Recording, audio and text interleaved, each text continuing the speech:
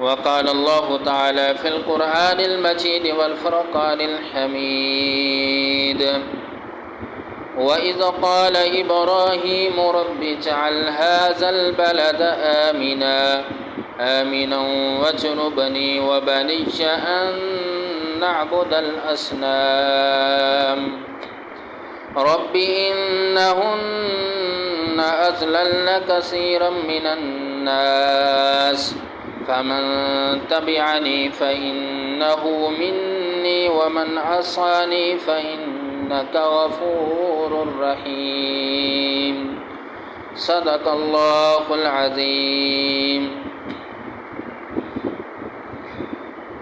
تمام قسم کی حمد و ثنا،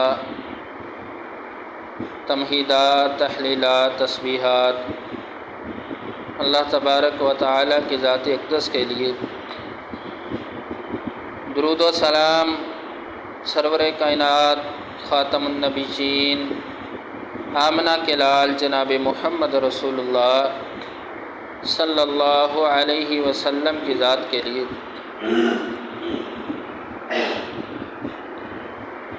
میرے محترم سامعین کرام، ان دنوں کئی خوش نصیب لوگ حج بیت اللہ کی تیاریوں میں مصروف ہیں۔ ہم اللہ سے دعا گو ہیں کہ وہ ان حضرات کو اور ہم سب کو حج مبرور نصیب فرمائے اور ہمیں بار بار حرمین شریفین کی زیارت عطا فرمائے، اپنے گھر کی زیارت نصیب فرمائے۔ آج کے خطبۃ الجمعہ میں حرمین شریفین کے بعد فضائل ذکر کیے جائیں گے۔ سب سے پہلے مکہ المکرمہ کے فضائل۔ مکہ المکرمہ ایک ایسا شہر ہے جو سب سے افضل اور اللہ کے ہاں محبوب شہر ہے۔ حج کے تمام مناسک اسی شہر مکہ المکرمہ کے اندر ادا کیے جاتے ہیں۔ اس شہر کی اہمیت و فضیلت پر اللہ جل شان نے قسم اٹھائی ہے، وَهَذَا الْبَلَدِ الْأَمِينِ لَا أُقْسِمُ بِهَذَا الْبَلَدِ، یعنی یہ مکہ المکرمہ کا شہر حرمت والا شہر ہے اور بہت ہی بابرکت اور فضیلت والا شہر۔ حضرت عبداللہ بن عدی رضی اللہ تعالیٰ عنہ بیان کرتے ہیں کہ میں نے رسول اللہ صلی اللہ علیہ وسلم کو دیکھا کہ آپ ہزورہ مقام پر کھڑے ہو کر بیت اللہ سے مخاطب تھے اور یہ کہہ رہے تھے، واللہ انک لخیر الارض اللہ واحب الارض اللہ الی اللہ، کہ اے مکہ المکرمہ، تو ایک ایسی سرزمین ہے، ایک زمین کا ایسا حصہ ہے جو اللہ کے ہاں سب سے زیادہ محبوب اور بہترین ہے۔ حضرت عبداللہ بن عباس رضی اللہ تعالیٰ عنہ فرماتے ہیں، کہتے ہیں کہ میں نے رسول اللہ صلی اللہ علیہ وسلم کو یہ فرماتے ہوئے سنا کہ آپ نے فرمایا کہ اے مکہ، اگر میری قوم مجھے اس سرزمین سے نہ نکالتی، مجھے نکلنے پر مجبور نہ کرتی، تو میں اس جگہ کو کبھی نہ چھوڑتا۔ یعنی رسول اللہ صلی اللہ علیہ وسلم کی محبت، آپ کی لگن اور چاہت یہی تھی کہ میں اس سرزمین پر رہوں، مکہ المکرمہ جیسی سرزمین جو ہے۔ یہ رسول اللہ صلی اللہ علیہ وسلم کی چاہت تھی، آپ کی خواہش تھی۔ اور جد الانبیاء، تمام انبیاء کے دادا حضرت ابراہیم علیہ السلام اللہ سے دعا کرتے ہیں۔ اللہ تبارک و تعالی نے اس نقشہ کو، اس دعا کو قرآن میں اس انداز سے ذکر کیا ہے، وَإِذْ قَالَ إِبْرَاهِيمُ رَبِّ اجْعَلْ هَٰذَا الْبَلَدَ آمِنًا وَاجْنُبْنِي وبني أن نعبد الأصنام رب إنهن أضللن كثيرا من الناس فمن تبعني فإنه مني ومن عصاني فإنك غفور رحیم۔ حضرت ابراہیم علیہ السلام کا یہ دعا کرنا کہ اے اللہ اس شہر کو امن و سلامتی والا بنا دے، رب اجعل ھذا البلد آمنا، اور مجھے اور میری اولاد کو بتوں کی پوجا پاٹ سے محفوظ رکھنا، رب انہن اضللن کثیرا من الناس فمن تبعنی فانہ منی ومن عصانی فانک غفور رحیم، اور جو لوگ میری پیروی کریں گے، میری تابع داری کریں گے، وہ میرے ہیں، ومن عصانی، اور جن لوگوں نے نافرمانی کی، فإنک غفور الرحیم، اے اللہ تو بخشنے والا ہے، ان کو معاف کر دے۔ حضرت ابراہیم علیہ السلام کی یہ دعا، ربنا انی اسکنت من ذریتی بواد غیر ذی زرع عند بیتک المحرم ربنا لیقیموا الصلاۃ، کہ اللہ میں اس سرزمین پر اپنی اولاد کو چھوڑے جا رہا ہوں، فاجعل افئدۃ من الناس تہوی الیہم، اور لوگوں کا دل اس سرزمین کی طرف مائل کر دینا، فاجعل افئدۃ من الناس تہوی الیہم وارزقہم من الثمرات لعلہم یشکرون، اور ان کے لیے پھل پیدا کر دینا لعلہم یشکرون، تاکہ وہ تیرا شکر ادا کرے۔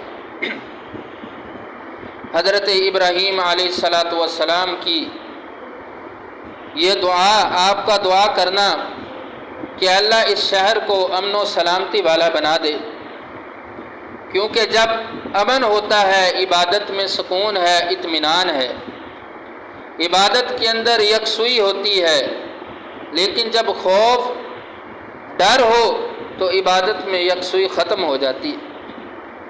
اور حضرت ابراہیم علیہ السلام کا یہ کہنا، اے اللہ میں اپنی اولاد کو یہاں بے آب و گیا جگہ پر چھوڑ کے جا رہا ہوں، بے آب و گیا آبادی، ایسی آبادی جہاں پر نہ انسان ہے، نہ جن ہے، نہ پرند ہیں، اور نہ ہی وہاں پہ کوئی پانی ہے، نہ کوئی انسان نظر آتا ہے، نہ درخت ہے، یعنی بالکل بیابان جگہ جہاں پہ کچھ بھی نہیں ہے، میں اپنی اولاد کو وہاں پہ چھوڑے جا رہا ہوں۔ اے اللہ لوگوں کے دل اس طرف مائل کر دینا تاکہ لوگ اس طرف آئیں اور اس جگہ پر آنے کی خواہش رکھیں۔ اور آج میرے محترم سامعین کرام دیکھ لیجیے، امت مسلمہ کا سب سے بڑا اجتماع اگر ہوتا ہے تو اسی جگہ پہ ہوتا ہے جہاں پہ حضرت ابراہیم علیہ السلام نے اپنی اولاد کو، اپنے بیٹے کو، اپنی بیوی کو ایسی جگہ پہ چھوڑا تھا جہاں پہ کچھ نہیں تھا۔ صحیح البخاری کی حدیث ہے، حضرت ابن عباس رضی اللہ تعالیٰ عنہ بیان کرتے ہیں کہ حضرت ابراہیم علیہ السلام نے اپنی بیوی اور اپنا بچہ حضرت اسماعیل علیہ السلام، جو چھوٹا بچہ تھا ابھی دودھ پیتا تھا، ان کو اپنے ساتھ لیا اور ایسی بے آب و گیا جگہ پر، ایسی وادی میں چھوڑ آئے جہاں پہ کچھ بھی نہیں ہے، نہ انسان ہے، نہ پانی ہے، نہ درخت ہے، نہ اناج ہے، نہ پھل ہے، کچھ بھی نہیں ہے۔ جب واپس آتے ہیں تو حضرت ہاجرہ علیہ السلام پوچھتی ہیں، بار بار سوال کرتی ہیں، اللہ کے بندے ہمیں یہاں پہ چھوڑ کے جا رہے ہو، یہاں پہ تو کچھ بھی نہیں ہے۔ لیکن حضرت ابراہیم علیہ السلام نے جواب نہیں دیا، تو حضرت ہاجرہ علیہ السلام کہنے لگیں، اللہ امرک بہذا، کہ اللہ تعالیٰ نے اس چیز کا حکم دیا ہے کہ ہمیں اس جگہ پہ چھوڑ جاؤ۔ تو حضرت ابراہیم علیہ السلام کہنے لگے ہاں۔ تو پھر آپ نے فرمایا لا یضیعنا، اگر یہی اللہ کا حکم ہے کہ ہمیں اس جگہ پہ چھوڑ جانا ہے تو اللہ تعالیٰ ہمیں ضائع نہیں کرے۔ تو حضرت ابراہیم علیہ السلام، کھجوریں ہیں، ایک پانی کا مشکیزہ ہے، وہ دے کر چھوڑ کر چلے جا رہے ہیں۔ جب ان سے اوجل ہوتے ہیں تو ایک ٹیلے پر کھڑے ہو کر اللہ سے دعا کرتے ہیں، اپنے ہاتھوں کو بلند کرتے ہیں، ربنا انی اسکنت من ذریتی بواد غیر ذی زرع عند بیتک المحرم ربنا لیقیموا الصلاۃ فاجعل افئدۃ من الناس تہوی الیہم وارزقہم من الثمرات لعلہم یشکرون۔ اے اللہ، میں اپنی اولاد کو ایسی جگہ پہ چھوڑ کے جا رہا ہوں جہاں پہ کچھ بھی نہیں ہے۔ لوگوں کے دل اس طرح مائل کر دینا اور ان کے لیے پھل پیدا کرنا تاکہ وہ تیرا شکر ادا کریں۔ اور حضرت ابراہیم علیہ السلام چلے گئے، وہ پانی، وہ کھجوریں ختم ہو گئیں۔ حضرت ہاجرہ علیہ السلام اب دیکھتی ہیں بیٹا تڑپ رہا ہے، بیٹا سامنے ہے تڑپ رہا ہے، پانی کی تلاش میں بھاگتی ہیں، صفا پہاڑی پہ چڑھتی ہیں، دیکھتی ہیں کوئی انسان، کوئی چرند پرند نظر آئے، کوئی پانی نظر آئے، لیکن کچھ نظر نہیں آتا۔ پھر بھاگتی ہیں، دوڑتی ہیں، بچے کے پاس آتی ہیں، پھر مروہ پہاڑی پہ چلی جاتی ہیں، وہاں پہ دیکھتی ہیں کوئی انسان، کوئی چرند پرند نظر آئے، پتہ چلے کہ پانی ہے، لیکن کچھ بھی نظر نہیں آتا۔ پھر دوڑتی ہیں، یہیں پہ آ جاتی ہیں، اس طرح 7 چکر لگاتی ہیں۔ حضرت ہاجرہ علیہ السلام یہ 7 چکر لگائے تو رسول اللہ صلی اللہ علیہ وسلم فرماتے ہیں فذالک سعی الناس بینہما، کہ اللہ تبارک و تعالیٰ نے حضرت ہاجرہ علیہ السلام کے یہ 7 چکر لگانا اللہ نے حج کا حصہ بنا دیا۔ آج کوئی بھی حاجی حج کرنے جاتا ہے، جب تک وہ صفا مروہ کی سعی نہیں کرتا، یہ 7 چکر نہیں لگاتا، تو اللہ تبارک و تعالیٰ کے ہاں اس کا حج قبول نہیں۔ یہ 7 چکر لگانا اب حج کا حصہ ہے، صفا مروہ کی سعی کرنا اب حج کا حصہ ہے۔ ان الصفا والمروۃ من شعائر اللہ، یہ صفا مروہ کی سعی اللہ کے شعائر میں سے۔ اور حضرت ابراہیم علیہ السلام چلے گئے، حضرت ہاجرہ علیہ السلام کا یہ چکر لگانا، پھر ایک فرشتہ اللہ کی طرف سے آتا ہے، آواز دیتا ہے فکر کرنے کی ضرورت نہیں ہے۔ اس جگہ جہاں پہ حضرت اسماعیل علیہ السلام لیٹے ہوئے تھے، اللہ کے حکم سے چشمہ جاری ہو گیا، زمزم کا چشمہ جو ہے وہ پھوٹ پڑا، اور اللہ تبارک و تعالیٰ نے وہاں سے پانی پیدا کر دیا، اور حضرت ہاجرہ علیہ السلام کو یہ کہا گیا کہ یہی تیرا بچہ اور تیرا خامن جو ہے وہ یہاں پر اللہ کا گھر تعمیر کرے گا، پریشان ہونے کی ضرورت نہیں ہے۔ فَاجْعَلْ أَفْئِدَةً مِّنَ النَّاسِ تَهْوِي إِلَيْهِمْ، اللہ تعالیٰ لوگوں کے دل اس طرف مائل کر دے گا۔ پھر وقت گزرتا گیا، ایک قبیلہ جرہم قبیلہ وہ وہاں پر آ کے آباد ہو گیا، اللہ نے لوگوں کے دل مائل کر دیے، اور آج بھی یہ سارا یہ محبت اس جگہ کی، یہ پیار اس جگہ کا، یہ صرف حضرت ابراہیم علیہ السلام کی دعا کا نتیجہ ہے کہ اللہ اس غرض کے ساتھ لوگوں کا دل وابستہ کر دینا، ان کی محبت پیدا کر دینا۔ آج ہر مسلمان یہ چاہتا ہے، یہ بار بار خواہش کرتا ہے، اس بات کا خواہش مند ہے کہ میں اللہ کے گھر کی زیارت کروں، بار بار اللہ کے گھر میں جاؤں۔ یہ نتیجہ حضرت ابراہیم علیہ السلام کی دعا کا۔ پھر حضرت ابراہیم علیہ السلام وقت گزرتا گیا، حضرت اسماعیل علیہ السلام بڑے ہو گئے، وہی قبیلہ جرہم قبیلہ جو وہاں پہ آباد ہوا تھا، وہیں سے ایک لڑکی کے ساتھ آپ کی شادی ہو جاتی ہے۔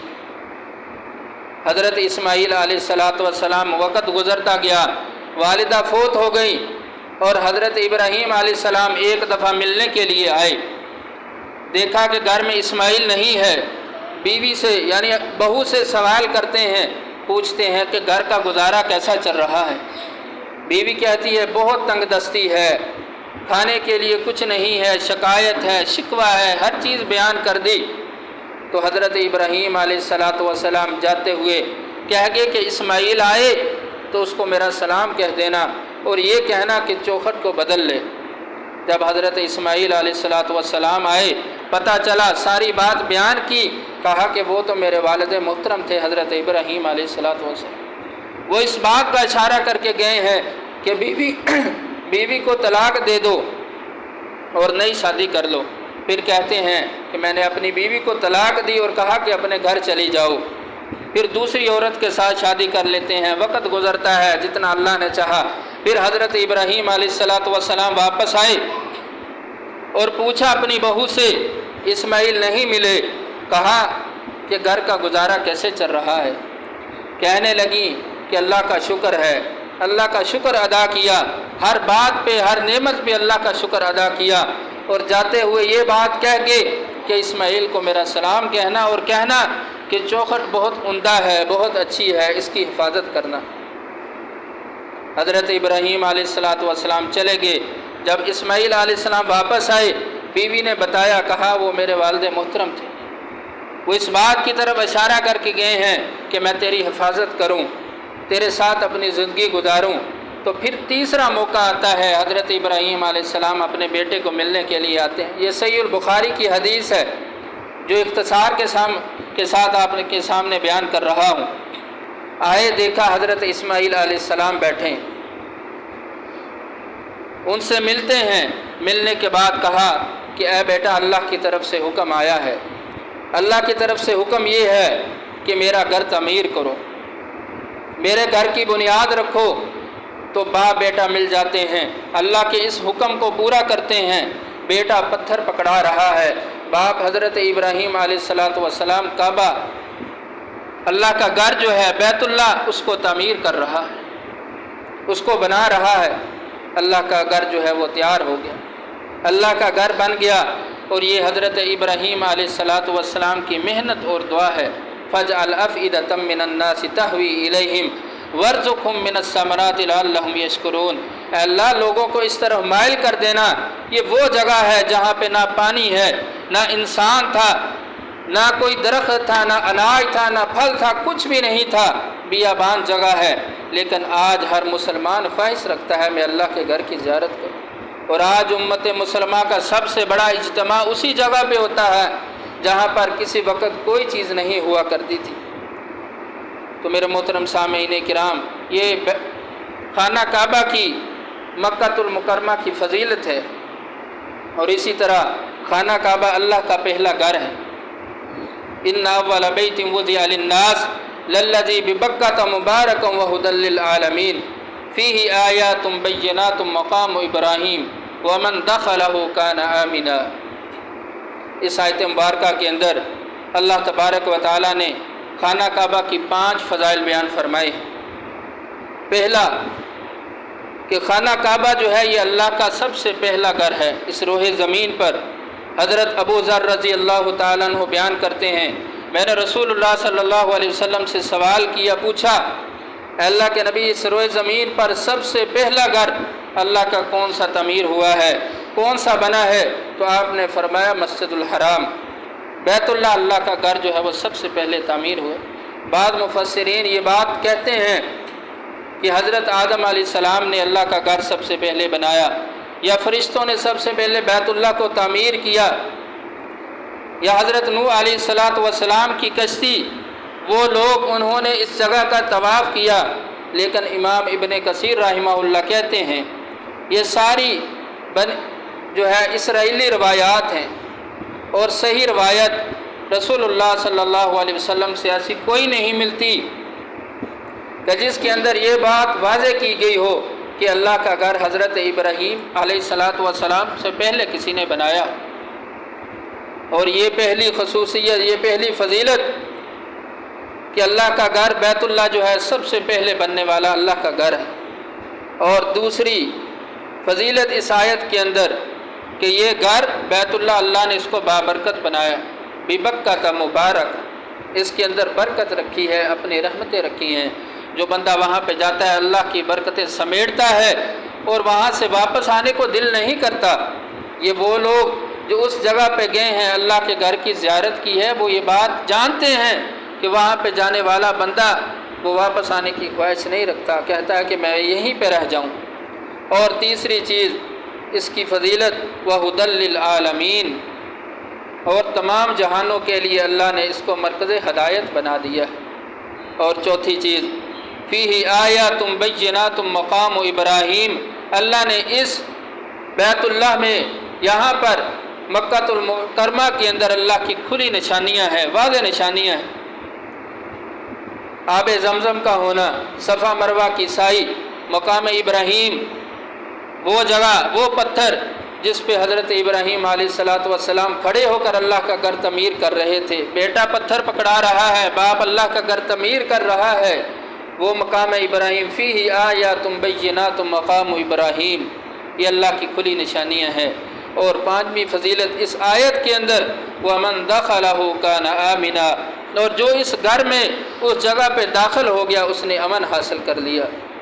یہ 5 فضیلتیں اللہ تبارک و تعالیٰ نے مکہ المکرمہ کی اپنے گھر بیت اللہ کی بیان فرمائی۔ اس کے بعد آگے چلیے، خانہ کعبہ ایک عظیم عبادت گاہ ہے۔ اللہ تعالیٰ کا فرمان ہے ان طہر بیتی للطائفین والعاکفین والرکع السجود، میرے گھر کو پاک کر دو ان لوگوں کے لیے جو طواف کرنے والے ہیں، جو رکوع کرنے والے ہیں، جو سجود کرنے والے ہیں، اعتکاف کرنے والے ہیں۔ وَإِذْ جَعَلْنَا الْبَيْتَ مَثَابَةً لِلنَّاسِ وَأَمْنًا وَاتَّخِذُوا مِن مَّقَامِ إِبْرَاهِيمَ مُصَلًّى، کیونکہ لوگ یہاں پہ بار بار آئیں گے، لوگ یہاں پہ حج عمرہ کے لیے آئیں گے، یہ اللہ کا حکم ہے کہ میرے گھر کو بنا دو اور اس کو صاف ستھرا کر دو۔ یہ ایک عظیم عبادت گاہ ہے جہاں پہ ہر مسلمان یہ خواہش کرتا ہے میں اللہ کے گھر میں جاؤں، وہاں پہ برکتیں حاصل کروں، اللہ کی رحمتیں حاصل، جہاں پہ بندہ برکتیں حاصل کرتا ہے۔ لیکن اللہ تبارک و تعالیٰ نے دوسری طرف وعید سنائی ہے ان لوگوں کے لیے جو یہاں سے اللہ کے گھر کی طرف سفر کرتے ہیں لیکن وہاں پہ جا کے کج روی اختیار کرتے ہیں، ظلم و ستم کرتے ہیں، برائی کرتے ہیں، برائی کی شرارت کرتے ہیں، یعنی برے ارادوں کے ساتھ جاتے ہیں۔ اللہ تعالیٰ قرآن میں فرماتے ہیں ان الذین کفروا وَيَصُدُّونَ عَن سَبِيلِ اللَّهِ وَالْمَسْجِدِ الْحَرَامِ الَّذِي جَعَلْنَاهُ لِلنَّاسِ سَوَاءً الْعَاكِفُ فِيهِ وَالْبَادِ وَمَن يُرِدْهُ نُذِقْهُ مِنْ عَذَابٍ أَلِيمٍ، اللہ نے وہاں پہ رہنے والے لوگوں کے لیے اور باہر سے آنے والے باشندے جو ہیں ان کے حقوق کو برابر کر دیا۔ وہاں پہ کوئی بھی بڑا چھوٹا نہیں ہے، کسی کی تخصیص نہیں ہے کہ اس کے فضائل زیادہ ہیں اس کے کم ہیں، اللہ نے سب کو برابر کر دیا ہے۔ اور فرمایا کہ وہاں پہ آ کے اگر کوئی بندہ ظلم کرے گا، کسی کے ساتھ زیادتی کرے گا، کوئی برائی کی شرارت کرے گا، نذقہ من عذاب علیم، اللہ تعالیٰ اس بندے کو دردناک عذاب دے۔ جہاں پہ فضیلت ہے، اس جگہ کی برکت ہے، وہاں پہ اللہ تبارک و تعالیٰ نے اس چیز سے بھی منع کر دیا، اس حرمت والی جگہ پہ آ کر کوئی شرارت نہیں کرنی، کوئی برا ارادہ نہیں رکھنا، بلکہ نیک ارادے کے ساتھ سفر کرنا ہے۔ اور اس کے آگے چلیے کہ خانہ کعبۃ اللہ کے بارے میں رسول اللہ صلی اللہ علیہ وسلم کے فرامین اور اس کی فضیلت کے بارے میں کہ واقعہ فیل اپنے سامنے رکھیے کہ اللہ تبارک و تعالیٰ اپنے گھر کی کیسے حفاظت کرتے ہیں۔ یمن کا گورنر، وہ گورنر جو ایک عیسائی تھا ابرہا، اس کے دل میں یہ خواہش تھی کہ یمن کا علاقہ جو ہے یہ بھی مکہ المکرمہ کی طرح اس کو بھی ایک مقام حاصل ہونا چاہیے، جس طرح مسلمانوں کی وہاں پہ معاشی، تجارتی، اسی طرح تمدنی اور سیاسی صورتحال ہے، قریش وہاں سے فائدہ اٹھاتے ہیں، اسی طرح یمن کو بھی یہ مقام حاصل ہونا چاہیے۔ اس نے یہ بات سامنے رکھتے ہوئے یمن کے اندر ایک کلیسا جو ہے وہ تعمیر کر دیا۔ خانہ کعبہ کے مقابلے میں وہ شاندار تھا کہ لوگ یہاں کی طرف آئیں، یہاں پہ توجہ کریں، اس طرف رخ کریں، لیکن لوگوں کی توجہ نہیں ہوئی۔ کیوں نہیں ہوئی؟ کیونکہ حضرت ابراہیم علیہ السلام کی یہ دعا ہے فَاجْعَلْ أَفْئِدَةً مِّنَ النَّاسِ تَهْوِي إِلَيْهِمْ، اللہ لوگوں کا دل اس طرف مائل کر دے۔ پھر ایک وقت ایسا ہوا کہ ایک بندے نے اسی کلیسا کے اندر پخانہ کر دیا، ابرہا کو چڑھائی کرنے کا موقع مل گیا۔ وہ اپنا 60,000 کا لشکر لے کر اور اپنے ہاتھی لے کر اپنی ہر سامان کے ساتھ کعبۃ اللہ کی طرف بڑھتا ہے، حملے کے لیے آتا ہے۔ لیکن جب وہاں پہ پہنچتا ہے تو اللہ تبارک و تعالیٰ کی طرف سے پھر پرندے آتے ہیں اپنی چونچوں کے اندر، اپنے پنجوں کے اندر، اللہ نے سورۃ فیل پوری نازل کر دی، وہ آتے ہیں اور اللہ کے گھر کی حفاظت کرتے ہیں۔ وہ سارا لشکر جو ہے تباہ ہو جاتا ہے، برباد ہو جاتا ہے، ختم ہو جاتا ہے۔ اللہ تبارک و تعالیٰ اپنے گھر کی حفاظت کرتے ہیں، اور کرتے بھی پرندوں کے ساتھ۔ یہ کعبۃ اللہ کی فضیلت ہے، یہ اللہ کے گھر کی فضیلت ہے۔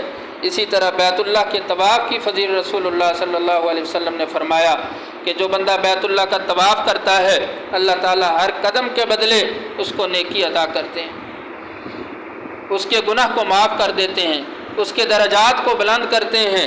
اسی طرح 3 مساجد ایسی ہیں جن کی طرف ثواب کی نیت سے سفر کیا جا سکتا ہے۔ رسول اللہ صلی اللہ علیہ وسلم نے فرمایا مسجد حرام ہے، مسجد اقصیٰ ہے، اسی طرح مسجد نبوی ہے۔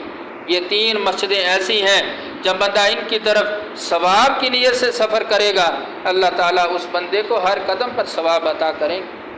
یہ کعبۃ اللہ کی فضیلت ہے، یہ اللہ کے گھر کی فضیلت ہے، یہ مقام و مرتبہ اور عظمت ہے جو اللہ نے اپنے گھر کو عطا کی ہے۔ آخری حدیث سنیے، جو بندہ کعبہ کے اندر جا کر، بیت اللہ میں جا کر ایک نماز ادا کرتا ہے مسجد حرام کے اندر، رسول اللہ صلی اللہ علیہ وسلم نے ارشاد فرمایا افضل من 100,000 صلاۃ، اس کی ایک نماز ادا کرنا کعبۃ اللہ کے اندر، بیت اللہ کے اندر، اللہ تبارک و تعالیٰ دوسری مساجد کی 1,00,000 نمازیں ادا کرنے سے افضل ہے۔ یہ فضیلت اللہ تبارک و تعالیٰ نے اپنے گھر بیت اللہ کو عطا فرمائی ہے۔ جو بندہ ایک نماز پڑھے، 1,00,000 سے زیادہ پڑھی ہوئی عام مساجد کے اندر نمازوں سے زیادہ اللہ تعالیٰ ثواب عطا کرتا ہے۔ تو میرے محترم سامعین کرام، ہر مسلمان کو اپنے دل سے یہ خواہش کرنی چاہیے، یہ اللہ سے ہر وقت دعا کرتے رہنا چاہیے کہ اللہ ہمیں بھی اپنے گھر کی بار بار زیارت نصیب فرمائے۔ یہ بات واضح ہے۔ اگر ہم یہ بات سوچیں کہ ہمارے پاس وسائل نہیں ہیں، ہم نہیں جا سکتے، دعا کرنے کی کیا ضرورت ہے؟ جب وسائل ہوں گے چلے جائیں گے۔ میرے محترم سامعین کرام، ایسی بات نہیں ہے۔ ایسے لوگ بھی دیکھے ہیں کہ جن کے پاس 2 وقت کا کھانا بمشکل تھا، وہ نہیں کھا سکتے تھے، لیکن اللہ نے اپنے گھر کی زیارت نصیب فرمائی ہے۔ اور ایسے لوگ بھی دیکھے ہیں جن کے پاس مال کی فراوانی ہے، کشادگی ہے، لیکن وہ اللہ کے گھر میں نہیں جا سکتے، نہیں جا پائے۔ تو ایسی بات نہیں ہے۔ اپنے دل سے ہمیشہ اس بات کی طلب رکھنی چاہیے اور اللہ سے دعا کرتے رہنا چاہیے کہ اللہ تعالی ہمیں اپنے گھر کی زیارت جو ہے وہ نصیب فرمائے۔ اللہ تعالی ہمیں اس پر عمل کرنے کی توفیق دے۔ وآخر دعوانا الحمدللہ۔